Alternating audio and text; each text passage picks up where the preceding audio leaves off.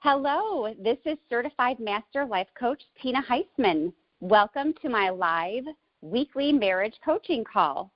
Today, we are going to talk about the topic of minimizing conflict with your husband so you can spend more time with him under the mistletoe this Christmas. Sometimes holidays can get the better of us in our expectations and makes it for a more unhappy holiday instead of a happy holiday. So we're going to talk about how to minimize that conflict today. But before we get started, I want to let you know that I have a free, private Happy Wives community on Facebook where you can come to get inspiration for your marriage. Just type in the search bar of Facebook, The Happy Wives Community. And if you can't remember that, just head over to my website. It's tinaheisman.com. I have a banner at the bottom of the front page that will take you right there. Also on my website, I have created a free download called the Marriage Makeover Guide. It's a guide to help you make over your marriage into a happier, more joyful, and peaceful place. It's a step-by-step guide that will walk you through solving different problems and challenges that you might have in your marriage. So visit my website to download it. And, of course, reach out to me if you would like some assistance or to talk through something that you've got going on there. Okay, let's dive in. The topic for today's call is how to minimize conflict and spend more time under the mistletoe this Christmas. The reason for this call is because I know that you want everything to be just perfect this holiday season.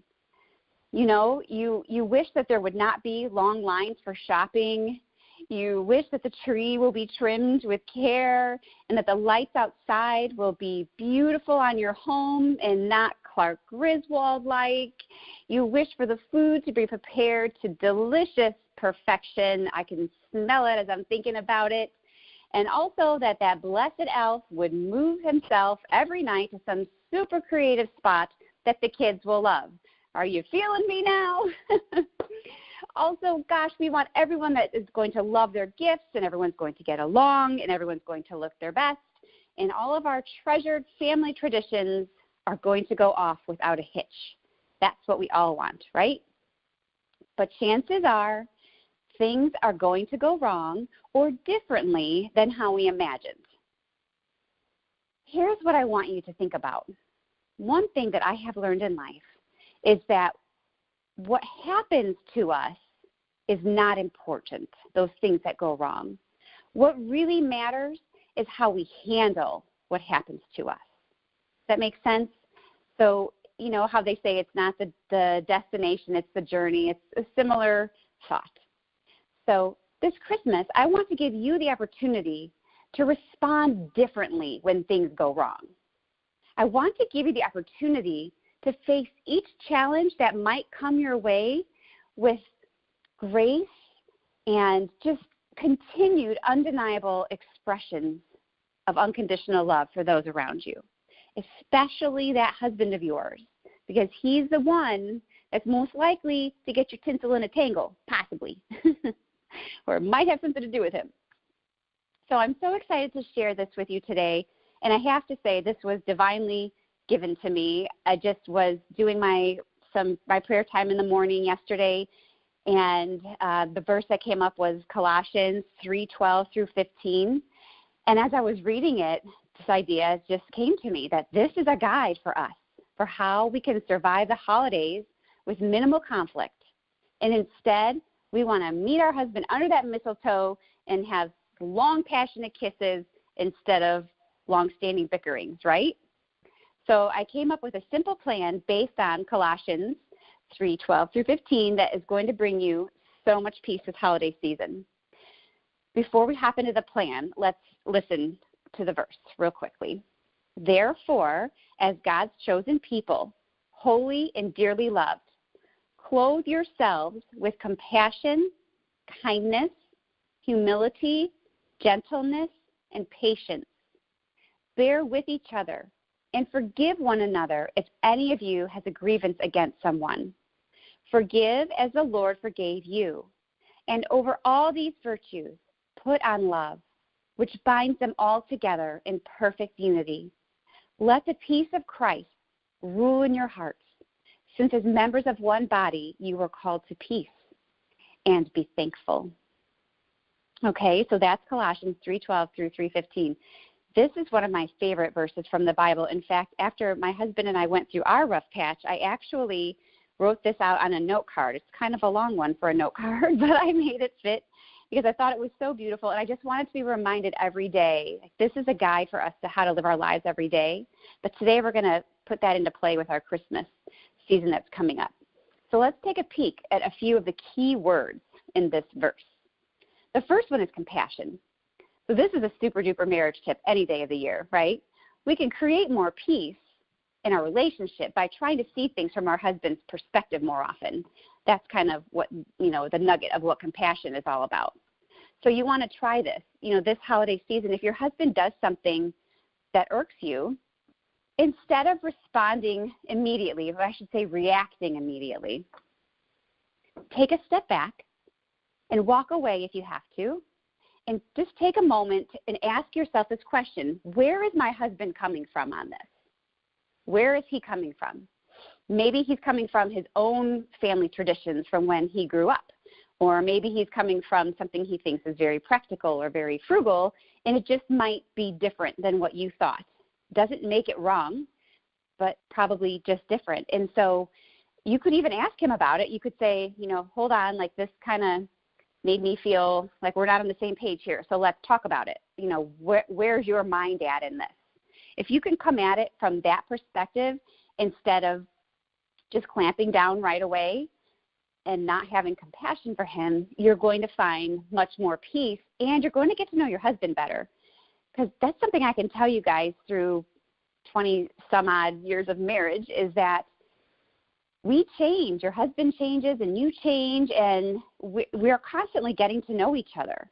And so this is a great way to get to know him, is to try, when he does something that irritates you, to respond with compassion instead of reacting, right?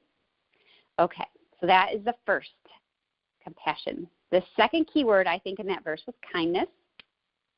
Christmas is a time for love. We all know that. And, you just think of all the love in the air. You can think of your favorite Christmas movie and like how that makes you feel, that joy, whether it's Miracle on 34th Street or Elf or, whatever it is. The Grinch Who Stole Christmas was on recently, and even just with the Who's, in Whoville. It's just so, that spirit of Christmas and that love and that kindness. This is a time of year to be extra friendly and generous and considerate with our husband, just as we are with strangers and family members. Let's bring that spirit into our homes, and because it is also a stressful time, we're all trying to make it the best. But the truth is that it's also a stressful time, and so let's look at our compassion from our first word and extend more kindness and try to ease maybe some of the stress of our husband that he might be experiencing this Christmas season. So that was the second key, kindness. Just trying to bring that Christmas spirit into our homes and into our marriage, giving some extra friendly, generous kindness and consideration to our husband. Okay, the third word that I picked up on was humility. Try to remind yourself that you might not always be right. I know, right? I know how you feel. But in the spirit of the holidays, let's look for opportunities to listen more and talk less, to put our spouse's needs or preferences ahead of our own, and maybe realizing that perhaps everything doesn't always have to be done the way that we would do it. And I know it's hard, but practicing humility will go a long way toward keeping the peace. If you've got some things that you need to talk about with your husband, you can sit down and say, I realize that my way is different than your way. Can we talk about this and make it work for both of us? See what you can come up with, what kind of an arrangement that you could come up with that makes both of you happy. And I bet you can. There's always lots of options for that. Okay, humility. That's a tough one, but I think we can all do it. And for me, that really just means breathing before I speak, if I'm honest. Like just things come out of my mouth sometimes before my brain reminds me to be humble or reminds me that I'm not always right. And so when we can put these things on the top of our mind for this holiday season, it will help us, I think, to breathe before we speak. I hope that helps you too. Okay, so the fourth word is gentleness. And for me, this is where the busyness of the holiday season can creep up on us. And it can cause me to be rushed and maybe harsh on our spouse. Maybe we're not giving him some of the common courtesies that we might be giving strangers in public. So if we can set an intention to be gentle, to try to be soft in our tone of voice and be kind with our words, slow down a little bit, remember to enjoy the holiday season. And as I've said before, if your husband does something that upsets you or angers you, to take a breath, step back. If you need to journal it out, or if you need to ask him, hey, that rubbed me the wrong way. Can I ask you where you're coming from on that? Like, we want to learn to respond rather than react. So if you are jiving with some of what I'm saying, we probably have a lot in common in our personality styles there. I think I tend to react a little too much more than responding. So we want to remember, and the Bible does tell us this, that a gentle response turns away wrath. And so we can bring much more peace into a situation with a peaceful response. And it will go a long way toward future bonding with your husband as well, not only making this season more peaceful, but taking it into the future. And so that your husband can see that even when something happens that you're not happy with, you're not going to react and blow up right away. On that note, let's look at the fifth word, and that is patience. Of course, the holidays call for patience. We know there are going to be delays. There are going to be challenges. We know that. So let's set our intention to be patient. And when we do that, we actually extend peace just through that patience. If you could just kind of imagine yourself right now as your hurried, stressful person, and then imagine a patient person. It's different, and so when you're dealing with your husband, slowing down a little bit, being patient, and the one example that keeps coming to my mind on this one is, I think this happens a lot around the holidays. Maybe your husband is late coming home from work, and you have a holiday party to get to or something that you need to get to. And so if we're practicing patience, then instead of jumping down his back and telling him he's late, which he probably already knows, and he's totally expecting us to jump down his back, let's try to practice patience. Tell yourself that there's probably a really good reason why he's running late. Let him off the hook. You could ask him, as long as you're not accusatory, right? When you're asking him, you can be curious about what's going on, or maybe what would it be like if you asked him, is there anything I can do to help you, or something like that? What would it be like if we turned it around? And what it really is being a little bit less self-centered and thinking more about the other person, being more compassionate toward him and kind. It's kind of all getting wrapped up in this one little word, patience here, isn't it? So let's try and be patient with our husband this season. The sixth word, forgiveness. I think the holidays are a wonderful time to consider forgiveness. Forgiveness for big hurts, forgiveness for little hurts, old hurts and new hurts. Forgiveness is for daily little annoyances. This would be a great time to let your husband off the hook and extend forgiveness to him. And just let go of what's bothering you. Let the joy and love of this season just kind of renew your spirit and say, why am I holding on to this? It's not helping me. And punishing him is not helping him either, for whatever it is that you're angry or upset about. Forgiveness is healthy for both of you, and it will help you have more patience. Interesting, right? These all relate back together. It will help you be more gentle. It will help you be more kind. Because if you're holding on to something and you're not forgiving and you're feeling anger and bitterness, it's going to be hard to be compassionate and kind and humble, right? Especially if you're hanging on to something, maybe you're not right about it. It could be, I don't know what your situation might be if that's what's going on for you, but take it into consideration. Okay, finally, the last word is thankfulness. What would it be like this holiday season if you expressed more gratitude to your husband for all he does for you and your family? Thank him for helping with the kids. You can thank him for taking out the trash, for being a great husband. And what about for going to work for your family? This is one I think we often forget about.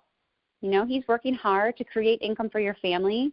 That income is what allows you to buy all the Christmas gifts that you're going to buy and the meals and the decorations. And I'm sure you're grateful for that. What would it be like if on Christmas morning you could look at him and say, thank you so much for working so hard for our family so that we can enjoy this magical time, right? It's all about perspective, you guys. And I just think that this verse in Colossians gives us the perfect guide. It's a 7-step guide to minimizing holiday conflict so that we can enjoy our husband and spend more time with him under the mistletoe. Just a quick recap. Those 7 words were compassion, kindness, humility, gentleness, patience, forgiveness, and thankfulness. So I hope this helps. If you would like to talk more about this, or if you have some specific situations that, are really hard for you, I would love to talk with you about it and see how I can help you with that. So before we go, I just want to remind you, my website is tinaheisman.com. I have a free mini marriage makeover there that will help you fix some of your challenges. It would be great to take that mini marriage makeover toward the marriage makeover guide. You can take that toward your problem that you're struggling with your husband over the holiday and see how that helps you. And also join me on Facebook in the Happy Wives community. Of course, I offer one-on-one marriage coaching. So if you want to talk with me one-on-one, we can work through your specific challenges and issues. Okay, so welcome to the holiday season. Thank you so much for joining me today, and I hope you have a wonderful week.